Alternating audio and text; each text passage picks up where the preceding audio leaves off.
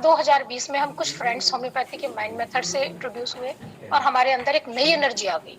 हमारे पास पढ़ने के लिए पर्याप्त समय नहीं होने पर भी हम आज भी पूरे जोश के साथ में इसको सीखने में लगे हुए हैं। उस वक्त मैं और मेरी फ्रेंड 6-6, 8-8 घंटे मोबाइल पे लगे रहते थे, रात को 2-2 बजे तक डिस्कशन करते थे। मतलब जब टाइम मिला हम लोग बस डिस्कशन, क्योंकि नई नई चीज और हमारे मन की चीज थी। सबसे बड़ी बात ये है, तो हम लोग ऐसा कर रहे थे और घर की परेशानियां और ये सब चीजें आ रही थी। तो उस वक्त मुझे थोड़ा सा ऐसा लग रहा था कि कोई डिस्टर्ब ना करे, मैं पढ़ाई में ज्यादा से ज्यादा ध्यान दूं। और क्योंकि मुझे पढ़ने का शौक लग रहा था, तो मेरा उस वक्त जो रिएक्शन था वो ये था कि मैं कई दिनों से डिस्टर्ब अवर्जन में चल रही थी, क्योंकि मुझे पढ़ना था। और कभी कुछ काम और लोगों के कारण मुझे बड़ा ही डिस्टर्ब फीलिंग हो रही थी। मेरी कोशिश ये रहने लगी कि कम से कम ही घर से बाहर जाऊं और ज्यादा से ज्यादा समय निकाल कर पढूं, क्योंकि एक बार घर से बाहर निकल जाओ आप तो 3-4 घंटे का टाइम पता ही नहीं लगता कब निकल जाता है। तो एक शाम को हस्बैंड द्वारा फ्लैट से नीचे चलने के लिए बहुत फोर्स करने पर मैं बेमन से नीचे चली तो गई, ये सोचकर कि उनको बुरा लगेगा और मैं बार बार मना करूंगी। तो मैंने सोचा कि नीचे जा रही हूँ तो चलो सिंथेसिस रिपट्री वाला मोबाइल ले चलती हूँ, उसमें से कुछ देखते रहूंगी तो मेरा टाइम खराब नहीं होगा। तो ये सोच करके मैं नीचे चली गई। पर नीचे आते ही मेरे हस्बैंड ने कुछ शैतान बच्चों के साथ में प्लास्टिक की बैट बॉल से क्रिकेट खेलना शुरू कर दिया। और फिर गेम छोड़ करके एक एक्स बच्चा जो सबसे ज्यादा बदमाश था वो फुटबॉल ले आया और सब लोग फुटबॉल खेलने लगे। तब मेरे तब मैंने हस्बैंड को बार बार मना किया कि देखो फुटबॉल से लग जाएगी, तुम लोग प्लास्टिक की बैट बॉल से खेल रहे हो ना, वही बढ़िया है।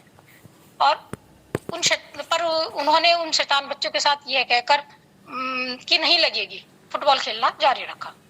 ये वो शैतान बच्चे थे जिन्होंने आए दिन जानबूझकर हमारा बहुत नुकसान किया था, कभी सीट काट दी, कभी क्या कर दिया, कभी क्या। तो एक चिढ़ तो मेरे को पहले ही थी, लेकिन उससे कोई बदला लेना या कुछ ऐसा नहीं था। एक गुस्सा होता था मेरे को और मैं उनको डांट भी देती थी, उससे ज्यादा कुछ नहीं था मेरे अंदर। ये सब देखकर मैं पहले से ही चिड़चिड़ा रही थी पर कुछ बोल नहीं रही थी। तभी अचानक से एक सबसे ज्यादा बदमाश बच्चे ने ऐसा शॉट मारा कि फुटबॉल सीधा मेरे ही सर पे आके लगा, और वो भी बहुत तेजी से।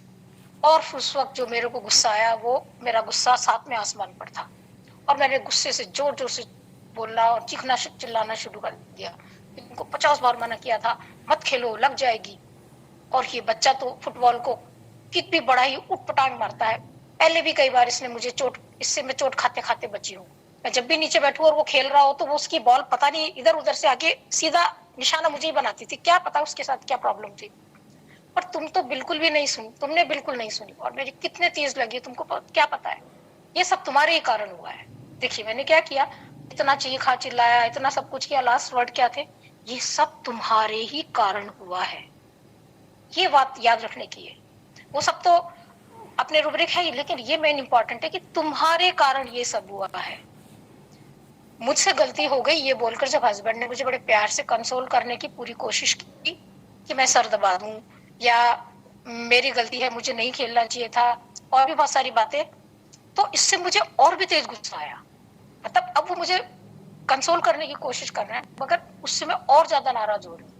और गुस्से में मैंने बोला कि अब मैं भी इस बदमाश बच्चे के, यानी जो एक्स बच्चा है, उसी के सर में उतनी तेज फुटबॉल मारूंगी तब इसको पता लगेगा कि चोट किसको कहते हैं। पर मेरे तेज गुस्से को काबू में ना आता देखकर हस्बैंड खुद भी खींच खाते हुए कि यार समझने का ही नाम नहीं ले रही, मतलब फ्लैट पर चले गए। और मैं गुस्से में आकर छत पर चली गई और रोने लगी, क्योंकि सर पर सच में ही बहुत तेज लगी थी और मुझे तेज दर्द भी हो रहा था और मेरा सर चकरा रहा था और मेरा मूड बहुत खराब हो चुका था। किसी का देखना बोलना मुझे बिल्कुल पसंद नहीं आ रहा था। पर थोड़ी देर बाद, रोने के बाद, जब मेरा गुस्सा थोड़ा कम हुआ तो मैंने सोचा कि बेवजह ही ये सब कुछ हो गया और मैं भी इतने गुस्से में न जाने क्या क्या बोल गई। पर अब मुझे दवा की जरूरत है, तो मैं क्या मेडिसिन लूं कि मेरा दर्द भी ठीक हो जाए और मेरा मूड भी, ताकि मैं हस्बैंड को जाके प्यार से संभाल पाऊं। तो फिर मैंने खुद ही डॉक्टर और मरीज बनकर सोचना शुरू किया और पाया। अब मैंने अपना एनालिसिस किया। तो यहाँ एनालिसिस तो मैं छोटा कर रही हूँ और इस केस के द्वारा आपको पूरी चाइना को समझाने की कोशिश करूंगी। एक कैसी स्टेट आई, कैसे क्या हुआ, वो हम करेंगे, लेकिन मुझे लगता नहीं शायद टाइम अपने पास पर्याप्त रहेगा। तो मैंने पहला रूब्रिक लिया डिस्टर्ब अवर्जन, क्योंकि मैं डिस्टर्ब अवर्जन में तो चल ही रही थी। इसका आगे और थोड़ा सा एक्सप्लेनेशन आएगा कैसे। डिल्यूजन रॉन्ग सफर दूसरा रूब्रिक था मेरा। मैंने जब खुद ने सोचा ना कि यार हुआ क्या, अब मैं इसमें क्या करूं, तो मैंने क्या सोचा कि यार मैं डिस्टर्ब तो हो रही थी, मेरे को नहीं जाना है, वो कहते थे मंदिर चल, यहाँ चल, मैं कहती नहीं जा रही हूँ, नीचे बैठते हैं, बाहर घुमाते हैं, सब्जी ले आते हैं, ये ले आते हैं, मैं कहती यार मेरे को तुम डिस्टर्ब मत करो। तो ये डिस्टर्ब वर्जन तो चल ही रहा था। और डिल्यूजन रॉन्ग सफर कब आया, जब मैंने कहा कि ये सब तुम्हारे कारण हुआ है, मेरे को चोट तुम्हारे कारण लगी है। जब मैंने ये 2 रूब्रिक लिए तो उसमें चाइना, नाजा और उल्मिया सी करके मेडिसिन आई, तो मुझे लगा नहीं यार ये नाजा का तो नहीं है, लेकिन ये चाइना का जरूर हो सकता है, क्योंकि उस वक्त मुझे भी चाइना, मैंने भी चाइना को पढ़ा नहीं था, मैंने सिर्फ फील्ड पे ही चाइना 30 की एक डोज ली थी। और बाद में जब लेक्चर तैयार किया लास्ट टाइम का चाइना का, उसके बाद मुझे ध्यान आया कि यार मेरा भी केस चाइना का, इसको इसी तरीके से रेडी करते हैं। तो यहाँ इन 2 रूब्रिक में चाइना आई और मैंने तो इस बेस पे चाइना ले ली थी, लेकिन अब ये 3 मेडिसिन में से अपने को चाइना कैसे निकालना है, उसमें आगे रूब्रिक कैसे जोड़ेंगे। उस समय बातों को सहन, उस समय बातों को नहीं मानने के कारण मैं इनटॉलरेंस फील कर रही थी, क्योंकि हस्बैंड नहीं मान रहे थे ना। ये मेरे लिए बड़ा ही पेनफुल हो गया था, जिससे मुझे बहुत ही इरिटेशन भी हो रही थी। तो यहाँ रूब्रिक बनता है अपना कॉन्ट्राडिक्शन, इनटॉलरेंस ऑफ कॉन्ट्राडिक्शन। ये कैसे आया, मैं कह रही देखो मैं नहीं जाऊंगी, नहीं वहां चलते हैं, मैं नीचे नहीं जाऊंगी, चलो ना। और फिर मैंने कहा फुटबॉल मत खेलो, क्रिकेट खेल लो, लेकिन नहीं माने। हर चीज में देखो कॉन्ट्राडिक्शन, मतलब जब आपकी बात नहीं मानी जाए, अपोज किया जाए आपकी बात को, उसमें तो अपोजिशन वाला रूब्रिक है। लेकिन कॉन्ट्राडिक्शन, आपकी बात नहीं मानी जाए, कुछ और बात उसके बदले में बोल दी जाए, तो आपको कॉन्ट्राडिक्शन फील होता है। और इंटॉलरेंस मतलब आपको बर्दाश्त ही नहीं है, सहन ही नहीं है कि कोई आपकी बात को काट दे।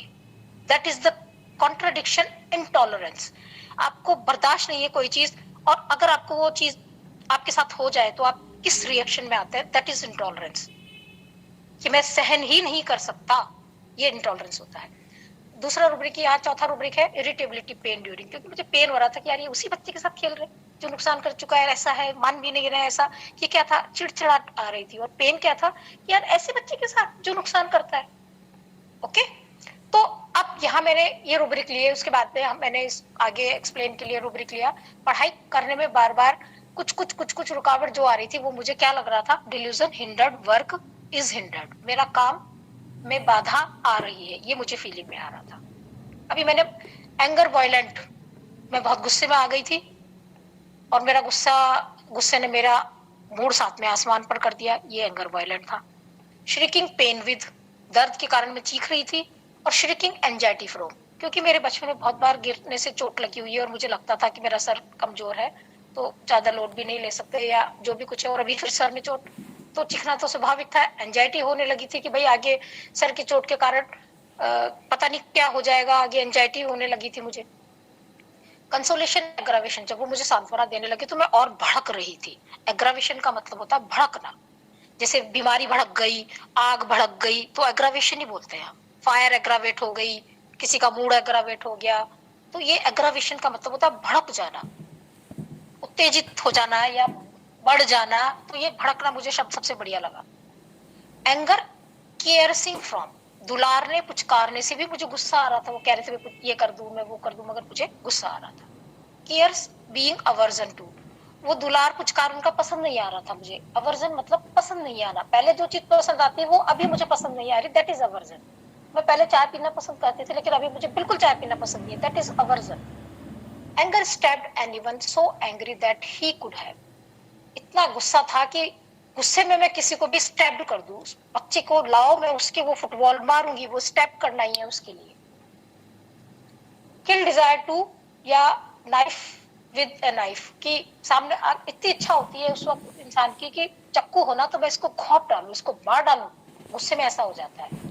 और anger wax others incline to, मेरे कारण सामने वाला, मतलब मेरे पति भी खिंचलाने लगे, यार क्या क्या कर रही है, मैं इसको समझा रहा हूँ नहीं समझ रही है। तो ये जो मैम ने कहा चुभ जाती है, फिर दूसरे को भी, तो ये दूसरे को जब चुभेगी तो वो खींचने लग जाता है, यार क्या आदमी है, समझता नहीं है। तो वो ये कंडीशन थी। अब मैं इससे आपको शॉर्ट जर्नी समझाती हूँ, एक बार फिर से केस को रिवाइज करके आपको धीरे धीरे और रूब्रिक्स के साथ ऐड करते हुए, मसाला डाल के इस रूब्रिक से हम पूरी चाइना को समझने की कोशिश करेंगे मोटे मोटे तौर पर।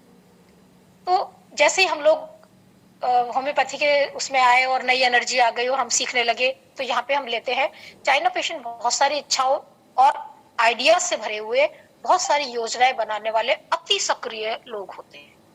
desire full of desire, desire full of desire, cheerful, desire to be, ideas abundant, plan making many plans, evening night bad in, activity hyper active. हम लोगों के भी दिमाग में था कि यार हम डॉक्टर अच्छे बन जाएंगे। उसके बाद में हमारा एक फ्रेंड है जो प्रिंसिपल बन गया है होम्योपैथी कॉलेज का, हम वहां जाएंगे, नए स्टूडेंट्स को पढ़ाएंगे, ऐसे करेंगे वैसे करेंगे। तो हमारी तो प्लानिंग चल ही रही थी और हम सोच रहे थे पहले अपने आप को तैयार करें, फिर ये करेंगे, फिर वो करेंगे, ऐसे करेंगे, ये भी सेमिनार करेंगे, उनको बुला के हमारे यहाँ अरेंज करेंगे। ये हम लोगों का सब चल रहा था। इन सब चीजों से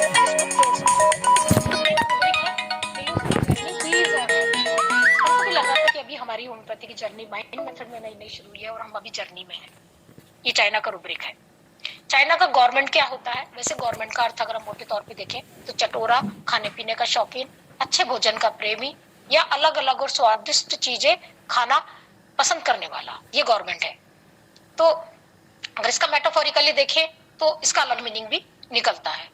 तो अगर इस गवर्नमेंट शब्द से चाइना को देखें तो चाइना शुरू शुरू में अपनी लाइफ को बहुत स्वीट और ब्यूटीफुल फील करता है और उसके हर लम्हे का लुत्फ लेता है। जैसे हम लुत्फ ले रहे थे ना, यार क्या मजा आ रहा है, यार क्या माइंड मेथड मिला, ऐसे पढ़ रहा है, ये वो क्या था? वो हमारा लुत्फ था जो हमें माइंड मेथड से जुड़े हुए था।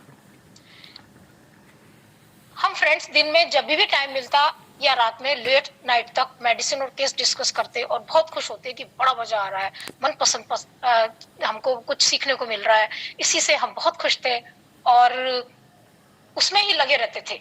पर घर वाले कहते अब बहुत लेट हो गया है, सो जाओ, ये करना है, वो करना है, मंदिर चलना है, मार्केट जाना है, आज वहां घूमने चलना है, कल वहां घूमने चलना है। तो कभी सर में दर्द हो जाता हमारे, कभी आंखें दर्द करने लगती, कभी भूख लगने लगती। ये सब बातें मुझे परसिक्यूटेड और परस्यूड फील करवाती और मेरे लिए मेरे गवर्नमेंट में हिंडर्ड भी थी।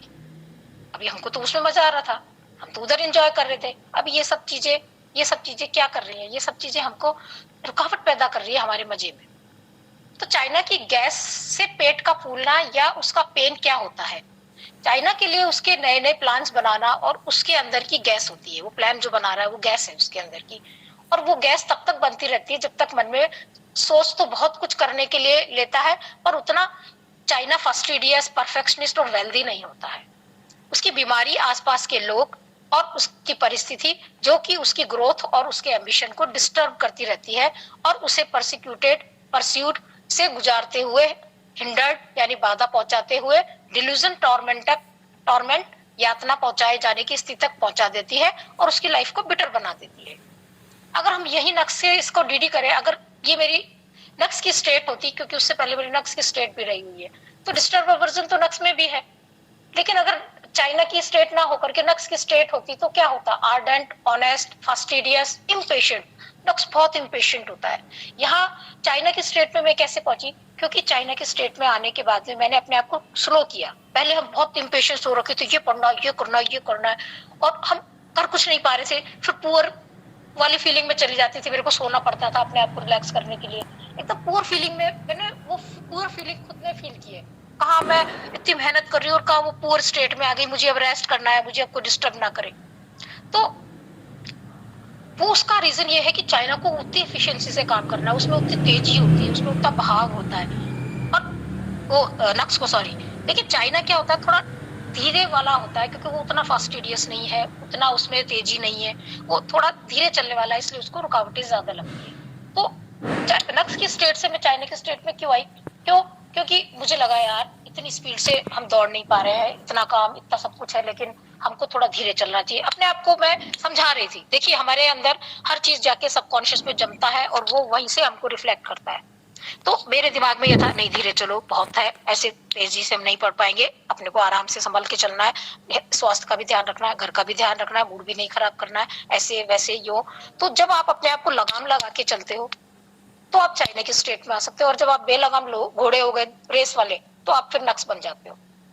तो ये जो चीजें थी ना, ये देखिए कैंट ने दो बातें कही है, विल और अंडरस्टैंडिंग। क्यों बोला है? विल हमारी इच्छाएं हैं और हमारे इमोशंस हैं, और अंडरस्टैंडिंग हमारा इंटेलेक्चुअल पार्ट है। हमारी इच्छाएं बहुत होती हैं लेकिन इंटेलेक्चुअल उसको कंट्रोल करके चलता है, हमारे तराजू के दो पलड़ों की तरह बैलेंस रहता है और हम बैलेंस में चलते हैं। अगर इमोशन का पलड़ा भारी हो गया और समझ कम पड़ गई तो हम बीमार पड़ जाएंगे, और समझ को और इमोशन को बैलेंस कर लिया तो हम नॉर्मल कंडीशन में आ जाते हैं। तो ये हमारी खुद की सोच होती है कि हम अलग अलग स्टेजेस से या अलग अलग मेडिसिन में कैसे लैंड करते हैं, इस चीज को आपको समझना होगा। अब चूंकि तुम मुझे, आप लोग मुझे जानते हो, आप कह सकते हो कि मैं पहले वो थी नेट्रम्यूर थी या कुछ और थी, लेकिन अगर इस स्टेट को देखोगे तो that stage was the China की स्टेट। क्यों कि मैं वहां हिंडर्ड फील कर रही हूँ, इरिटेबिलिटी है, ये अवर्जन है, ये जो सब कुछ है वो एक स्टेट था, क्योंकि वो मेरे द्वारा ही पैदा किया गया था, अपने आप को स्लो करके। नहीं अभी इतना परफेक्शन नहीं, गलती हो गई, कोई बात नहीं, छोड़ो। नहीं तो मैं पहले एक पॉइंट भी इधर उधर हो जाए तो मुझे पसंद नहीं था, किसी का माइक ओपन रह जाए, that was also disturb aversion. मुझे नहीं पसंद था कि कोई बीच में इंटरप्ट करे, कुछ गड़बड़ करे। क्यों, जितना स्पीड डक्स का होता है वो सीधा इंटरप्शन में जाता है, हिंडर्ड फील ही नहीं कर पाता वो, क्योंकि उसकी स्पीड इतनी है।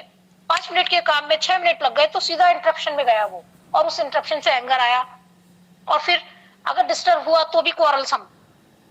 चाइना में ये चीज नहीं है, वो हिंडर्ड तक ही रहता है, बाधा आ रही है, बस रुकावट आ रही है, उससे उसको एंगर वेंगर जो आना है वो आएगा। तो अपने पास में नक्स को अगर मोटे तौर पे देखें तो अपना जो नक्स है वो आर्डेंट, ऑनेस्ट, फास्टिडियस, इम्पेशेंट और पैशनेट है about his work and ambition के प्रति पैशनेट है। और एम्बिशन में सारे रूब्रिक में है, increase, competitive, famous, fame for, employed every mean by possible, money make. लेकिन चाइना इन सब में नहीं है, वो बेचारा सिर्फ एम्बिशन इंक्रीज तक ही है, उसके आगे उसकी कोई इच्छा नहीं है। सेंसिटिव टू मोरल, मोरल में दोनों है, duty, too much sense of duty वाला नक्स है। उसको ये लगता है नक्स को कि delusion bed, someone gets into his bed and there is no more room. उसको लगता है मेरे बैड में कोई दूसरा आ गया है और वो अब उसके लिए जगह नहीं बची। कंपटीशन वाला बंदा है ना Nux. People question and he must answer, people address him with. Nux को ये लगता है वो रिस्पॉन्सिबिलिटी के रूब्रिक में नहीं है, लेकिन उसको क्या लगता है कि भाई ये जो जिम्मेदारी है मेरी खुद की है और उसके लिए मुझे पूछा जाएगा, मुझसे क्वेश्चन किया जाएगा, तो वो ऑटोमेटिकली तैयार रहता है। ये स्टेट मेरी पहले थी, मुझे ऐसा लगता था जीएमटी पे कब कौन मुझसे क्वेश्चन कर लेगा, तो मेरे को आना चाहिए सब कुछ, अदरवाइज सब कुछ पूछेंगे। आप लोग मुझे जिम्मेदारी देंगे, जरूरी नहीं है, मैंने खुद से ले रखी थी कि भाई कुछ पूछा जाए तो मुझे उसका रिप्लाई देना है, मुझे ये करना है, मुझे वो करना है। तो नक्स को रिस्पॉन्सिबिलिटी देने की जरूरत नहीं, वो ड्यूटी वाला बंदा है, लेकिन रिस्पॉन्सिबिलिटी खुद लेने वाला बंदा है, क्योंकि ये रूब्रिक है उसमें, वो सिंगल नक्स का रूब्रिक है। इसके बाद में नक्स जो है वो sensitive, complaint to the most रिफल्स, छोटी छोटी सी कंप्लेंट को लेकर भी सेंसिटिव है, जबकि अपना चाइना सिर्फ ये उसमें ये रूब्रिक नहीं है। इम्पेशेंस, कोराइजा, इसमें नक्स है, ट्रिटिकम है और हेमामिलिस है। इनको छोटी छोटी कोराइजा जैसी बीमारी भी तकलीफ देती है। लेकिन अगर हम देखें ना, अपना जो चाइना है वो सिर्फ इम्पेशेंस में है, उसमें और कोई रूब्रिक ही नहीं है, सीधा मोटा रूब्रिक है इम्पेशेंस। और नक्स में देखो इम्पेशेंस, कोराइजा विद। अगर अपन इम्पेशेंस हीट विद या इंटरमिटेंट फीवर विद लेते हैं तो चिनमार्स आता है, कि चिनमार्स जो है वो हीट की कंडीशन और इंटरमिटेंट फीवर के टाइम पे इम्पेशेंस हो जाता है। तो अपने पास नक्स के जो मोटे मोटे रूब्रिक हैं वो disturb aversion, irritability, disturb, spoken to being aversion, उसको उससे उसको कोई बोले नहीं, नक्स को नहीं चाहिए कि कोई मुझे बोले। इरिटेबिलिटी, क्वेश्चन व्हेन, अगर क्वेश्चन किया तो भी चिढ़ेगा, अगर उसको कुछ बोल दिया, इरिटेबिलिटी, स्पोकन टू व्हेन, तो भी चिढ़ेगा। क्वारलसम, डिस्टर्ब, अगर उसको डिस्टर्ब करते रहे तो वो तो झगड़ लेगा आपसे, मैं तो झगड़ नहीं रही थी ना। तो एंगर, इंटरप्शन फ्रॉम, उसको इंटरप्ट कर दो तो एंगर आ जाता है।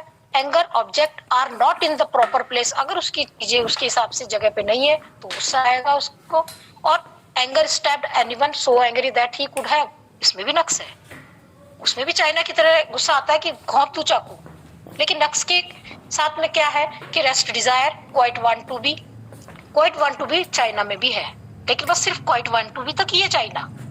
नक्स में रेस्ट, डिजायर फोर और quiet want to be, repose and tranquillity desire तक है, शांति चाहिए उसको। Longing, repose and tranquillity for है वो, कि भाई मारा जा रहा, तड़प रहा है शांति के लिए, भाई अब मैं शांति के बगैर रह नहीं सकता, कोई डिस्टर्ब मत करो। उसकी लेबल देखिए नक्स की क्या है, चाइना की वो लेबल नहीं है शांति पाने की, सिर्फ क्वाइट वांट टू बी, यही तक है। वीपिंग, कॉन्ट्राडिक्शन फ्रॉम, इसमें भी नक्स है, अगर आपने उसको कॉन्ट्राडिक्ट कर दिया, विरोधाभासी कर दिया उसका साथ में कुछ, तो वो रोने लगेगा। वीपिंग, अपोजिशन एटलीस्ट, दो मेडिसिन, नक्स, वोमिका और ट्रिटिकम, अगर जरा सा भी अपोजिशन कर दिया, मैं कह रही हूँ राइट और तुमने बोल दिया रॉन्ग, उल्टी बात हो गई, बस रोना चालू।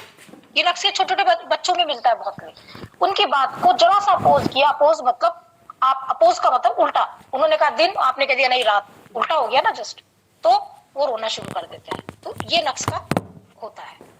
तो अब केस पर आते हैं। एक तो मेरे मन में रह रहकर ये बात आती थी कि कितनी लेट हमें हमारे मन की चीज मिली है, और अब हमारे पास पर्याप्त समय ही नहीं होता है।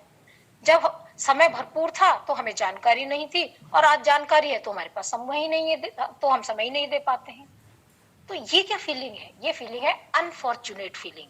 यार देखो, आज हमारे पास समय ही नहीं है, हम कितने अनलकी है कि आज समय नहीं है हमारे पास, और जब था तब हमारे पास चीज नहीं थी। तो दूसरे मेरे मन में, ये तो पहली बात चल रही थी, दूसरे मेरे मन में बार बार ये बात आती थी कि मैं हस्बैंड को बार बार बोलती थी कि मुझे सिर्फ पढ़ना है, इधर उधर घूमने, पार्क मंदिर, कहीं भी बेवजह बाहर बिल्कुल नहीं जाना है।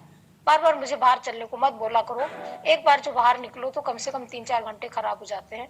पर पति को साथ ही जाना होता था, तो वो कहते थे कि बस थोड़ी सी देर में वापस आ जाएंगे, और मुझे हर बार लगता था कि इनको समझाने का कोई फायदा नहीं होता है, इनको समझाने का मेरा हर उपाय ही व्यर्थ बेकार हो जाता है। ये रोज रोज वही वही कहते हैं, अब इनको समझाना ही बेकार है। That is unworthy object seems, अब तो समझाना ही बेकार है। ये तो हुआ केस के संबंध में। अब चाइना के संबंध में अपन इसको कैसे लेंगे? तो कभी कभी जब बीमारियां रोगी का पीछा नहीं छोड़ती हैं, और दूसरी और रोगी तरह तरह की प्लानिंग करता रहता है कि इस इलाज को लूं या उस इलाज को लूं कि मैं ठीक हो जाऊं, पर जब अंत में उसे बीमारियों से नुकसान और चोट ही हाथ लगती है, तो आखिर में वो खुद को अभागा, बदनसीब और सौभाग्यहीन समझने लगता है, और उसके द्वारा किए जाने वाले ठीक होने के सारे उपाय उस और इलाज अब उसको अनवर्दी यानी बेकार लगने लगते हैं। तो अपने पास दो रूब्रिक आ गए, अनफॉर्चुनेट फीलिंग कि यार इतनी कोशिश कर रहा हूँ, इतना सब कुछ, लेकिन मैं कितना अभागा हूँ कि मैं ठीक नहीं हो रहा हूँ, मैं कितना अभागा हूँ, ठीक ही नहीं हो पा रहा हूँ, कितने उपाय किए हैं। मेरे केस में भी मुझे यही फील हो रहा था कि हम माइंड मेथड तक पहुंचने में कितने लेट हो गए, कितने अनफॉर्चुनेट रहे हम। अनवर्दी ऑब्जेक्ट सीम्स में क्या है, कितना इलाज लेता हूँ पर हर उपाय ही व्यर्थ और बेकार सिद्ध हो जाता है। ये चाइना को लगता है यार कितनी दवाई ली, डॉक्टर साहब बहुत दवाइयां ली हैं, लेकिन किसी भी दवाई से मुझे आराम नहीं हुआ है, सब बेकार हो गया। तो हस्बैंड को समझाना मुझे अनवर्दी लगने लगा, कितना भी समझा लो पर इनकी समझ में कुछ नहीं आता। ये मेरे केस का था। अब केस में कई दिनों से डिस्टर्ब वर्जन में चल रही थी, क्योंकि मुझे पढ़ना था, और कभी कुछ काम और लोगों के कारण मुझे बड़ा ही डिस्टर्ब होने की फीलिंग आ रही थी। मेरी कोशिश ये रहने लगी कि मैं कम से कम घर से बाहर जाऊं और ज्यादा से ज्यादा समय निकाल कर पढ़ाई करूं। ये क्या था, डिस्टर्ब अवर्जन बीइंग और एम्बिशन इंक्रीज, क्योंकि एम्बिशन इंक्रीज के लिए मैं ये कर रही थी। एक शाम को हस्बैंड द्वारा फ्लैट पर नीचे जाने के लिए फोर्स करने पर और बेमन से चली गई, और सोच कर कि उनको बुरा लगेगा। अभी देखो मैं यहाँ पे ये जो चीजें रिपीट कर रही हूँ, इसमें कुछ ना कुछ नयापन है, इसलिए मैं रिपीट कर रही हूँ कि मैंने क्या सोचा कि यार अब इनको मैं बार बार मना करूंगी तो अच्छा नहीं लगेगा, इनको बुरा लगेगा, ये सोचकर मैं नीचे गई थी। यहाँ हमारे पास दो चीजें आती हैं, कंसाइंस और मोरल्स।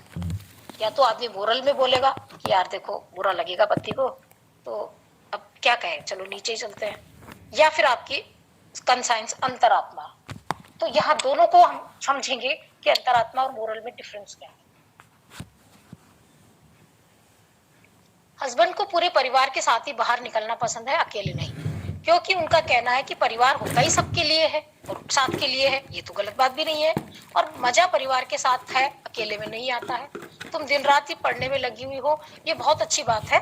और वो मुझे सुविधाएं भी प्रदान कर रहे थे, उन्होंने मेरे लिए टैब खरीदा, मेरे लिए मतलब जो भी वो कर सकते थे, घर में भी हाथ बटाना, तो मेरे को ऐसा कोई शिकायत भी नहीं थी उनसे। तो उनका यही कहना था कि भाई इजी होकर ही अपनी पढ़ाई करो, टेंशन लेकर मत करो, थोड़ी सी तो दिमाग को भी शांति देनी चाहिए, वरना बीमार पड़ जाओगी। लेकिन मैं तुमको बार बार रिलैक्स होने को ही कहता हूँ, मैं कोई ये नहीं चाहता कि तुम नहीं पढ़ो। तो उनका कहना भी अपनी जगह सही था। अब हम आते हैं कंसाइंस और मोरल्स को समझने में। तो कंसाइंस क्या होता है, कंसाइंस अबाउट ट्रिफिल्स। मैंने ये सोचा उस वक्त कि यार इनको बुरा लगेगा, अब ये कह रहे हैं, बार बार कह रहे हैं कि चलो नीचे चलो नीचे चलो, तो चलो अपन नीचे चलते हैं। तो ये मेरा कंसाइंस था। कैसे? सही गलत को लेकर हमारी अंतरात्मा से जो भी आवाज आती है, हमें कुछ भी गलत करने, कहने, सुनने से रोकती है, या कहे कि कभी कभी जब हम किसी गलत काम या बात को मानने का हमारा मन नहीं मानता है, तो वह हमारी अंतरात्मा की आवाज ही होती है। ये हर व्यक्ति की इंडिविजुअल आवाज होती है, जिसे वो खुद ही डेवलप करता है। और अगर वह अपनी अंतरात्मा की आवाज के खिलाफ जाता है तो सीधा ही रिमोर्स फीलिंग में जाता है। क्यों? क्योंकि देखो, मैंने मेरी मेरी अंतरात्मा की आवाज कहती है कि झूठ बोलना पाप है। एक दूसरा आदमी खूब झूठ बोलता है, उसकी आत्मा उसको पाप नहीं मानती, मेरी मानती है। तो मेरी अंतरात्मा की आवाज है ये कि नहीं, झूठ बोलना है पाप है। ओके, दूसरे की नहीं है। एक के लिए चोरी करना पाप है तो दूसरे के लिए चोरी करने में मजा आ रहा है, उसको कोई मतलब नहीं है। अब हमारे पास में यही एक टीडी और कर देती हूँ मैं, रिमोर्स और रिपेंट का। रिपेंट क्या होता है कि छोटी मोटी चीज के लिए पछतावा, दोनों का अर्थ पछतावा है, रिमोर्स और रिपेंट। अभी बच्चे ने कुछ शैतानी की, मैंने 2 चपत जमा दिया, फिर मुझे लगा रे यार बच्चा ही तो है, कर दी, तो मैं जो ये पछता रही हूँ, ये आपका रिपेंट है। छोटी गलती, छोटा पछतावा, दैट इज रिपेंट। लेकिन रिमोर्स, मेरी फ्रेंड ने पैसे मांगे, उसकी माँ को हार्ट अटैक आया, उसने कहा यार 1 लाख रुपए है तेरे पास? मैंने कहा नहीं है यार, और मेरे पास थे। उसकी माँ का इलाज नहीं हुआ और वो नहीं बच पाई। अब मुझे पता लगा, और यार पैसे तो थे यार, मैंने दे दिए होते तो बच जाती आज। अब मेरी जो अंतरात्मा मुझे कचोट रही, दिन रात मुझे परेशान कर रही, सोने नहीं दे रही है, क्योंकि बहुत बड़ी बात हो गई ना, किसी की डेथ हो जाना मेरी वजह से। मतलब मैंने पैसे नहीं दिए, मैं नहीं दे पाई, थे मेरे पास। तो ये रिमोर्स है। जब आप अंतरात्मा से आपकी आवाज निकलती है कि यार गलत कर दिया आपने, और फिर वो आपको वो कचोटती है, दिन रात दुखी करती है, परेशान करती है, वो आपका रिमोर्स फीलिंग वाला होता है पार्ट। तो कंसाइंस आपको समझ में आया, हमारी खुद की होती है जो हमारे लिए सही गलत तय करती है। सेंसिटिव टू मोरल वाली बात जो होती है, अगर यही बात जो मैंने आज अभी कंसाइंस में ली कि नहीं बुरा लगेगा पति नीचे, मैं बार बार मना करूंगी, वही अगर मैं सेंसिटिव टू मोरल इंप्रेशन के तहत कहती तो कैसे कहती? मैं उसी बात को, देखिए वर्डिंग एक ही हो सकता है, फीलिंग 2 होती है। क्या फीलिंग होती है इसमें सेंसिटिव टू मोरल इंप्रेशन में? क्योंकि दोनों में चाइना है। जब मैं कहूं कि बेवजह पति की हर छोटी छोटी बात टालकर उनका दिल दुखाना बुरी बात है, ये हमारे संस्कार या हमारी नैतिकता नहीं है। हमने नैतिक शिक्षा में भी पढ़ा है कि बड़ों का सम्मान करना चाहिए, अच्छे संस्कार सीखने चाहिए, और बहुत कुछ जो हमें एक अच्छा और सभ्य इंसान बनाता है, वो सब बातें हमें सिखाई जाती हैं। और ये नैतिकता हमें अपने घर, परिवार और समाज से मिलती है। उसको हम अपने अंदर डेवलप करते हैं, फिर उसी हिसाब से हम चलते हैं। जैसे हम कई बार कहते हैं ना, अरे रामू की बहू को देखो कितने अच्छे संस्कार लेकर आई है, सभ्य परिवार की लगती है किसी की। तो ये संस्कार होते हैं। जब मैं ये बात आती मेरे दिमाग में कि नहीं, मेरे मम्मी ने सिखाया मुझे कि नहीं नहीं, पति की बातों को, हर बात को नहीं, छोटी बड़ी बात का सम्मान करो, ऐसे नहीं करो, तो हम इसको मोरल्स में लेते। लेकिन वही चीज मैंने क्यों कंसाइंस में ली? क्योंकि वो मेरी अंतरात्मा की आवाज थी, अरे यार क्या छोटी छोटी बात पे दिल दुखाती हूँ मैं, अच्छी बात थोड़ी ही है। यहाँ आपको अंतर समझना है। मैं ये केस को मसाला डाल के बोल रही हूँ, ठीक है? ऐसा बहुत कुछ नहीं था, लेकिन कुछ कुछ था। तो ये आपको समझाने के लिए सारा मैंने इतना कुछ इसमें ऐड किया है। अभी जैसे हम सेंसिटिव टू मोरल इंप्रेशन का अगर इग्निशिया के एग्जांपल देखें तो छोटे छोटे 2 केस हैं। एक लेडी पेशेंट बोली कि अब मुझे कोई इलाज नहीं लेना है, मुझे मेरे हाल पे छोड़ दो, अब मैंने अपनी हार मान ली है। और फिर वो बोली कि ये बिल्कुल भी सही बात नहीं है कि परिवार के और लोगों को इग्नोर करके सारा ध्यान, पैसा, समय सिर्फ मेरे ऊपर ही खर्च किया जाए। अब यहाँ आपको जस्टिस और मोरल लग सकता है कि यार ये जस्टिस है कि मोरल? तो इनजस्टिस में क्या होता है कि मैं कहूँ कि नहीं नहीं मैम देखो, भाई को तो पापा आप पैसे, आप सब कुछ ख्वाहिश पूरी करते हो और मैं लड़की हूँ इसलिए नहीं करते, ये तो न्याय वाली बात नहीं हुई कि लड़की लड़की में भेद करते हो, ये इनजस्टिस होता है। लेकिन यहाँ इस लेडी का मोरल है कि भाई मेरे ऊपर ही सारा ध्यान मत करो, घर में और भी लोग हैं, उनके हिस्से को मार करके मेरे पे ध्यान लगाओगे तो ये अच्छी बात नहीं है। ये वो नैतिकता के नाते बोल रही है। तो यहाँ पे आप इनजस्टिस नहीं लेंगे, मोरल्स लेंगे। तो यहाँ रूब्रिक आए, disconcerted despair recovery of sensitive moral impression to ignatia. दूसरा केस था, डॉक्टर साहब अब तो मैं अपनी जिंदगी के अंतिम कगार यानी डेड एंड पर आ गया हूँ, अब मैं बीमारी से और मुकाबला नहीं कर सकता हूँ, इसीलिए मैंने पूरी तरह अपनी हार मान ली है और सब दवा दारू लेना ही बंद कर दिया है, क्योंकि जब किसी भी इलाज से मेरी बीमारी में कोई आराम ही नहीं आ रहा है, कोई फर्क ही नहीं पड़ रहा है, तो दवा लेते रहने से भी क्या मतलब है। मैं तो आज भी आपके पास नहीं आ रहा था, पर मेरी पत्नी ने आपको दिखाने के लिए बहुत जोर दिया, तो मैं उसकी बात नहीं टाल पाया और आपके पास आया। देखो मोरल्स क्या है, पत्नी की बात भी नहीं टालता ये इंसान, ये इसके मोरल्स हैं। तो डिस्कंसर्टेड, डिस्पेयर, रिकवरी ऑफ और सेंसिटिव मोरल इंप्रेशन टू, यहाँ भी इग्नेशिया। आइडियलिस्टिक भी होता है चाइना, वो मैडम ने बहुत अच्छे से बता दिया है। तो मुझे मेरी पढ़ाई में हिंडर्ड फील हो रहा था, पर मैंने सोचा कि मैं नीचे जाकर अपने मोबाइल से सिंथेसिस रिपॉजिटरी में से कुछ ना कुछ देखती रहूंगी, तो मेरा टाइम भी खराब नहीं होगा। ठीक है, तो ये मेरा क्या था, डिल्यूजन हिंडर्ड मैंने यहाँ लिया कि भाई मुझे जो बाधा लग रही थी, समझाने के लिए मैंने डाला है। Delusion hindered, he is everyone, सबसे ही बाधा लग रही है चाइना को। वो कैसे, यानी बीमारी, लोग, परिस्थिति आदि सब मिलकर मुझे बाधा पहुंचा रहे हैं, ऐसा चाइना को फील होता है। एवरीवन, डॉक्टर साहब घर के सारे लोग, सास बहू ननद, सबके सभी परेशान करते हैं, रुकावट पैदा करते हैं, मैं कोई काम करती हूँ या कुछ भी, तो ये एक फीलिंग एवरीवन, बीमारी, मेरा शरीर भी मेरा साथ नहीं देता, घर वाले भी ऐसे वैसे, ये चीजें इसमें ऐड हो सकती हैं। Delusion work hindered at work is, मतलब उसके काम को रोका जा रहा है, उसके काम में बाधा परेशानी उत्पन्न की जा रही है। ये वैसे मैंने पिछले उस लेक्चर में बहुत अच्छे से एक्सप्लेन कर दिए थे इसके सारे एग्जांपल्स, तो मैं सोच रही हूँ टाइम बचाने के लिए यहाँ पे नहीं करूँ। ये कुछ पार्ट में कर चुकी थी, मैं मेरे केस से संबंधित ही बस रूब्रिक्स का वो करने में करती हूँ। पर नीचे आते ही मेरे हस्बैंड ने कुछ शैतान बच्चों के साथ प्लास्टिक के बैट बॉल से क्रिकेट खेलना शुरू कर दिया।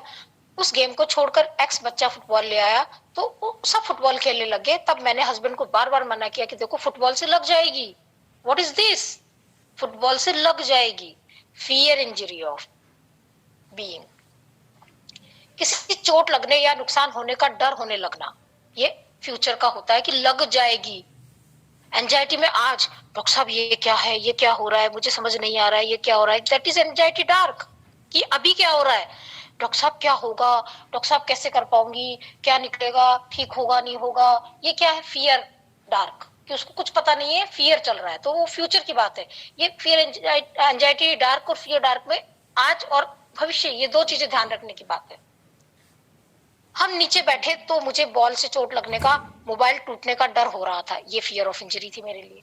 मैंने हस्बैंड को बोला कि अभी आप सब लोग जिस प्लास्टिक की बैट बॉल से खेल रहे थे वही खेलो, नहीं तो किसी ना किसी को चोट लग जाएगी या कोई टूट फूट हो जाएगी। पर हस्बैंड नहीं, हस्बैंड बोले नहीं लगेगी, कुछ नहीं होगा। ये कहकर उन्होंने उन शैतान बच्चों के साथ फुटबॉल खेलना जारी रखा। ये वो शैतान बच्चे थे जिन्होंने आए दिन जानबूझकर हमारा नुकसान किया था, तो उसके कारण मैं पहले से इरिटेट फील कर रही थी। फिर पति के द्वारा मेरी सही बात को भी नहीं माना जाना मुझे और भी बिल्कुल बर्दाश्त नहीं लग रहा था कि यार सही तो कह रही हूँ, लग जाएगी तो फिर क्या होगा। इससे मैं और भी ज्यादा गुस्सा हो रही थी पर कुछ बोल नहीं रही थी। तो चाइना को भविष्य में और भी ज्यादा नुकसान होने का डर लगने लगता है, जैसे पथरी से किडनी का नुकसान होगा, काम ना कर पाने से काम का नुकसान होगा, मान मर्यादा, समय प्रतिष्ठा आदि को नुकसान होने का डर होता है। फियर ऑफ सफरिंग क्या है, इंजरी मैंने अभी आपको समझा दिया कि इंजरी में नुकसान का डर लगता है, लेकिन सफरिंग में क्या होगा, लंबे समय तक भोग या बीमारी भुगतने का डर होना।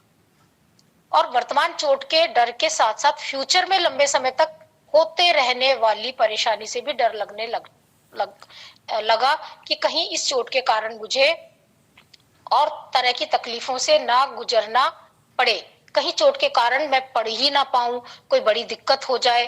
तो यहाँ रोगी को डर लगने लगता है कि कहीं उसकी बीमारी ज्यादा ना बढ़ जाए, उसे तकलीफ के कारण भुगतना ना पड़ जाए। ये फियर ऑफ सफरिंग है। डॉक्टर साहब बीमारी बढ़नी नहीं चाहिए, बढ़ जाएगी तो फिर कौन भुगतेगा, वो तो मैं ही भुगतूंगा ना।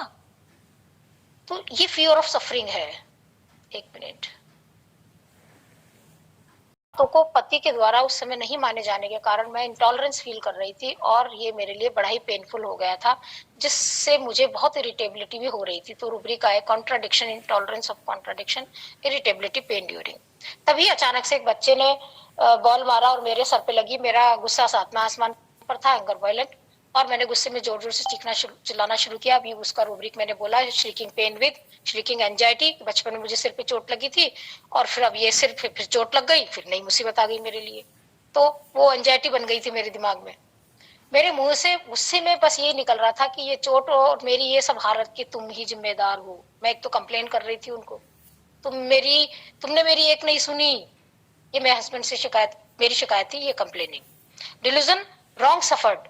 मैंने गुस्से में बोला कि तुम्हारी वजह से मुझे ये चोट लगी है, इसके लिए तुम और सिर्फ तुम ही जिम्मेदार हो, ये मैंने गुस्से में बोला। रॉन्ग सफर्ड वाला अक्सर गुस्सा प्रदर्शित करता है कि यार उसकी वजह से ऐसा हुआ, क्योंकि मैं डिजर्व नहीं करता था कि मेरे साथ ऐसा बुरा हो, लेकिन उसके कारण ऐसा हुआ है। मैं कल पार्टी में गया, खाना खाया, डॉक्टर साहब उसने कुक ने इतनी मिर्ची डाल दी, आज मेरा पेट खराब हो गया। ये सब उसकी गलती है। जब हम दूसरे को दोष देते हैं और उसकी वजह से खुद को भुगता हुआ महसूस करते हैं, सफर्ड का मतलब भुगता हुआ महसूस करना, तो ये डिल्यूजन रॉन्ग सफर्ड होता है।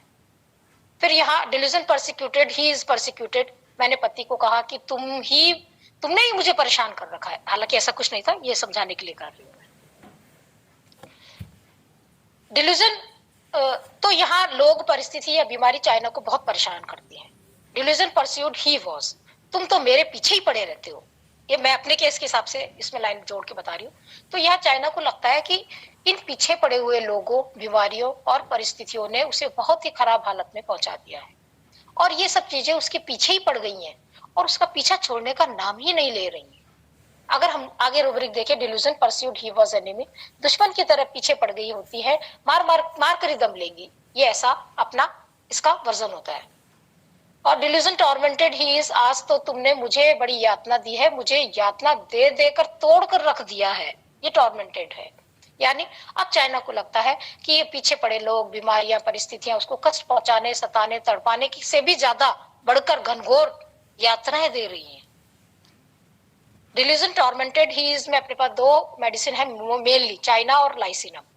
तो मैं शॉर्ट में ही बताऊंगी, अभी ज्यादा लंबा नहीं करूंगी क्योंकि ऑलरेडी 10-6 हो गए हैं। तो चाइना और लाइसिनम दोनों के अंदर ही डिल्यूजन रॉन्ग सफर्ड और टॉर्मेंटेड फीलिंग होती है। लेकिन जो लाइसिनम है उसको तो एक्सटर्नल टॉर्मेंट मिलता है फिजिकली, क्योंकि उसका पति उसको मारता पीटता है। तो ailment from abuse being physically lyssinum single है, और ailment from abuse being sexually, ये भी लाइसिनम है। लेकिन सेक्सुअली अब्यूज जो है चाइना में नहीं होता है। चाइना की तो उसकी अंदर की फीलिंग होती है उसको टॉर्मेंटेड होने वाली, और इसको फिजिकली यानी बाहर से मिलता है। लाइसिनम को बाहर से आईपीआर के थ्रू टॉर्मेंटेड होता है, और चाइना को अंदर से उसको खुद को फीलिंग आती है, और उसको जितना ज्यादा टॉर्मेंट फील होता है उसकी बाहरी फिजिकल लेवल पर उसकी समस्या उतनी ज्यादा उसको बढ़ी हुई महसूस होती है, उसको उतना ही तीखा पेन, उतना ही ज्यादा पेन महसूस होता है, क्योंकि उसके अंदर वो टॉर्मेंट वाली फीलिंग भरी हुई है। मैं कट शॉर्ट कर रही हूँ बहुत कुछ। चाइना के अंदर सस्पिशियस है जबकि उसमें नहीं है। तो ये यहाँ दो लाइनें हैं, test bitter sweet things test bitter complete repertory में चाइना के लिए, और टेस्ट बिटर वाटर टेस्ट, दोनों चीजें अब कड़वी कड़वी है उसके लिए। वहां इतना कड़वापन क्यों है चाइना में? चाइना अपनी तकलीफ और लोगों के द्वारा उसके वर्क में आने वाले हिंडर से अपने मन चाहे गोल तक नहीं पहुंच पाता है, और उसे इतना ज्यादा परसिक्यूटेड फील होने लगता है कि यही चीज आगे झेल झेल कर उसकी लाइफ टॉर्मेंटेड की फीलिंग देने लगती है, और उसकी स्टेट बिटर हो जाती है, वो बिटर स्टेट में लैंड कर जाता है। डिल्यूजन हिंडर्ड एवरीवन बाय, उसको हर चीज अब हिंडर्ड कर रही है। जबकि शुरू शुरू में चाइना को अपनी लाइफ बहुत स्वीट और ब्यूटीफुल फील होती है, वो अपने हर मोमेंट को जीता है, उसका मजा लेता है, वो उसका गवर्नमेंट है। लेकिन पेन और उसकी ग्रोथ और उसके एम्बिशन को टॉर्मेंट और हिंडर्ड करता है, तो उसकी लाइफ को बिटर बना देता है। अगर शॉर्ट में अपन देखें, लाइफ इज स्वीट डिश, लेकिन डिजीज और पेन ने उस स्वीट डिश को स्पॉइल करके बिटर बना दिया है, जिसका कि अब लुत्फ नहीं लिया जा सकता है। ये चाइना की शॉर्ट में फीलिंग होती है। इतनी मीठी लाइफ थी, इतने हसीन सपने सजाए थे, हम इतनी मेहनत कर रहे थे, और अभी देखो ये जो एनवायरमेंट बन गया, या जो मेरे सर में चोट लग गई है, उसने वो सबको कड़वा कर दिया। मैं पढ़ नहीं सकती हूँ ना, सर में चोट लगी है तो मैं उससे कैसे निकलूं?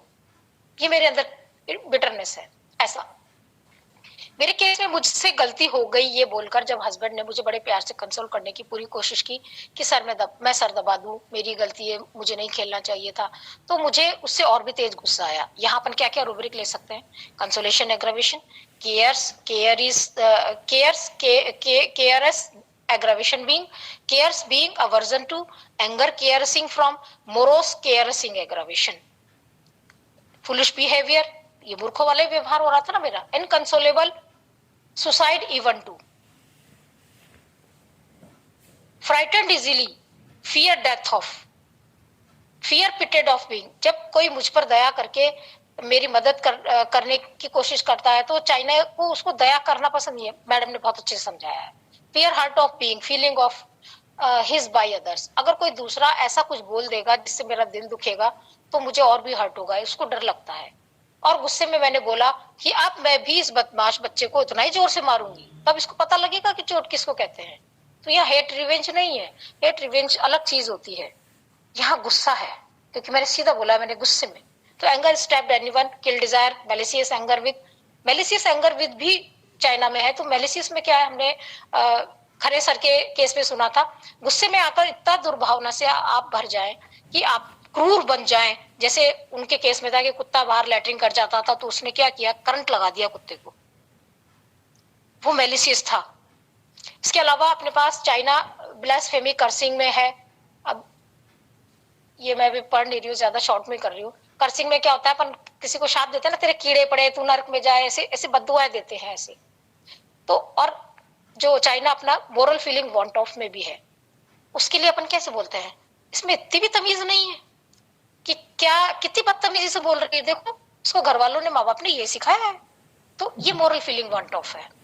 तो हार्ड हार्टेड में भी है चाइना, इसका तो दिल ही पत्थर का हो चुका है, किसी के भी दुख दर्द से बिल्कुल भी नहीं पिघलता है। इसके सामने कोई कितना भी गिड़गिड़ा गिड़ा गया आके मर जाए, इसको कोई फर्क नहीं पड़ता। डॉक्टर साहब पत्थर दिल इंसान है। जैसे टेररिस्ट के सामने आप जीवन की कितनी भी भीख मांग लो, लेकिन वो आपको शूट ही कर देते हैं, हार्ड हार्टेड होते हैं।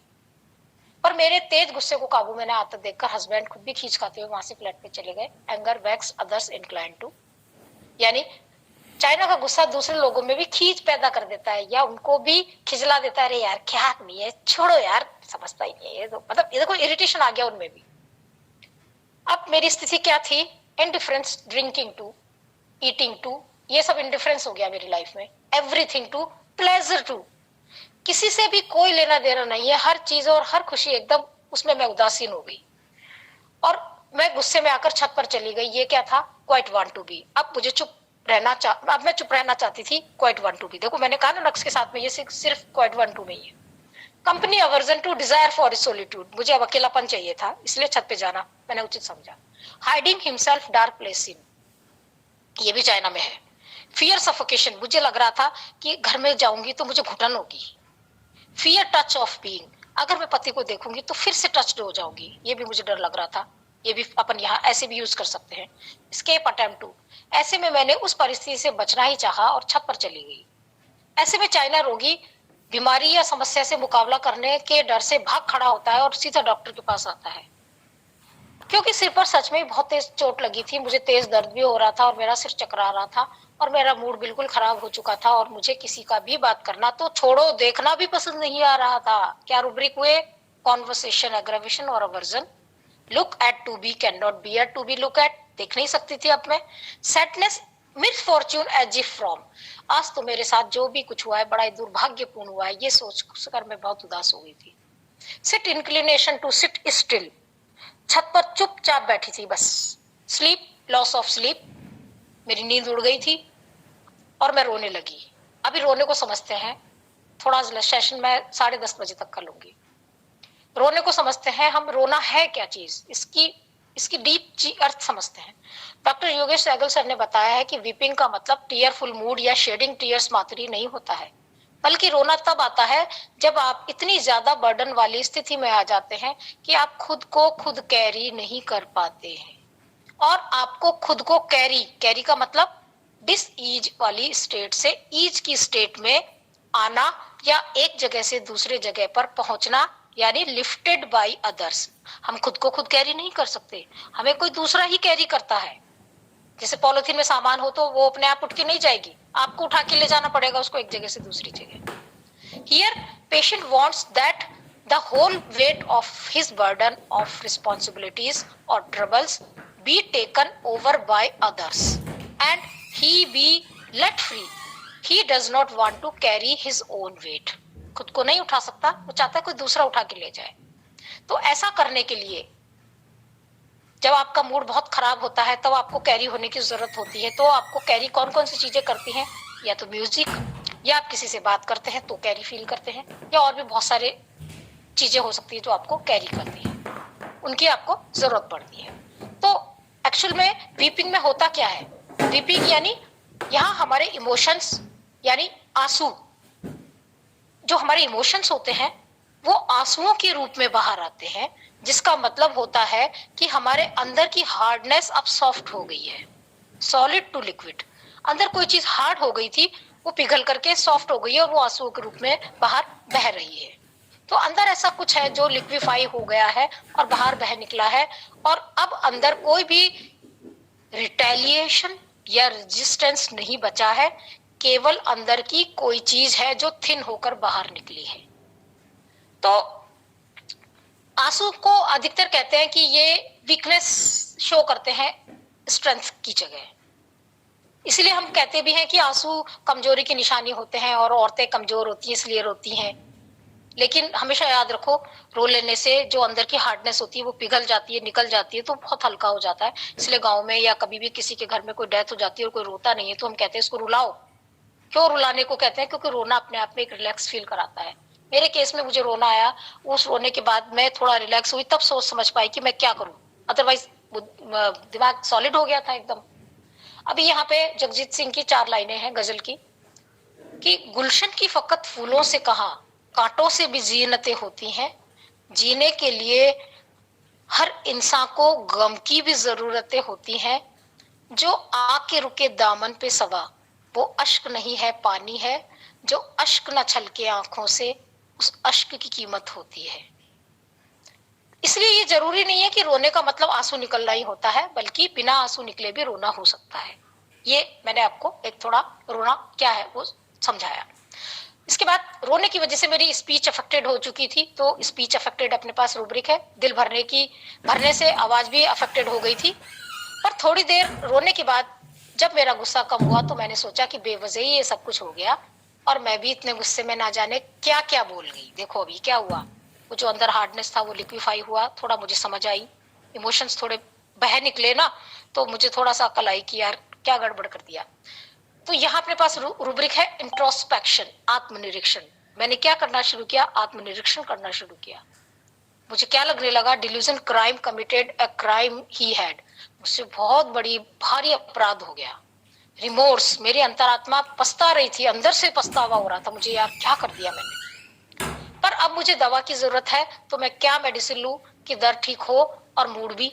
तो फिर मैंने खुद ही डॉक्टर और मरीज बनकर सोचना शुरू किया और सोचा चलो खुद को खुद ही ट्रीट करके देखते हैं, किस्मत आजमाते हैं। ये क्या है? गैम्बलिंग पैशन फॉर गैम्बलिंग, कि चलो ट्राई करके देखते हैं। यही तो होता है गैम्बलिंग पैशन फॉर गैम्बलिंग का मतलब। तो फिर मैंने चाइना 30 की सिंगल डोज ली और मेरा सारा मूड ऑफ जो था, जो सब कुछ था, वो सब सही हुआ। और फिर मैं अपने हस्बैंड से बात कर पाई, फिर हमने खाना वाना खाया और टाइम वाइम सब साथ में निकाला। तो अपने पास में कुछ छोटे मोटे 2-4 रूब्रिक और हैं जो मैं बता दूं। वैसे तो मैम ने बता दिए थे। आर्ट एबिलिटी में भी है चाइना, पेंटिंग एबिलिटी में भी है, beautiful things awareness of heightened, इसको सुंदर सुंदर चीजों को कलेक्ट करने का भी बहुत शौक होता है। Reading desire read to, writing desire for में भी है। हमने अभी जनरलिटीज में हमने एक चीज देखी थी कि aggravation slight touch, amelioration hard pressure. Emotional level पर अगर हम इसको कैसे लेंगे कि सुपरफिशियल अटेंशन अगर कोई देता है उसको तो उसको एग्रावेशन होता है, लेकिन डीप कांटेक्ट देता है तो चाइना को एमिलियोरेशन होता है। Aggravation loss of vital fluid, ये क्या है? Loss of fluid, nursing, diarrhoea, menses, ये अपने इसकी वजह से फ्लूइड लॉस होता है। It is the main remedy for loss of vital fluid. Vital is something which keeps you alive. जो फ्लूइड आपको जिंदा रखे हुए है उसी में कमी आ जाए तो आपको प्रॉब्लम आती है, एग्रावेशन होता है। ये सारा अपना चाइना है। तो वैसे तो मैंने बहुत सारे केसेस वगैरह और भी बहुत सारी चीजें मुझे करनी थी, तो मेरे हिसाब से मैंने मोटा मोटा चाइना यहाँ पे फिनिश कर दिया है।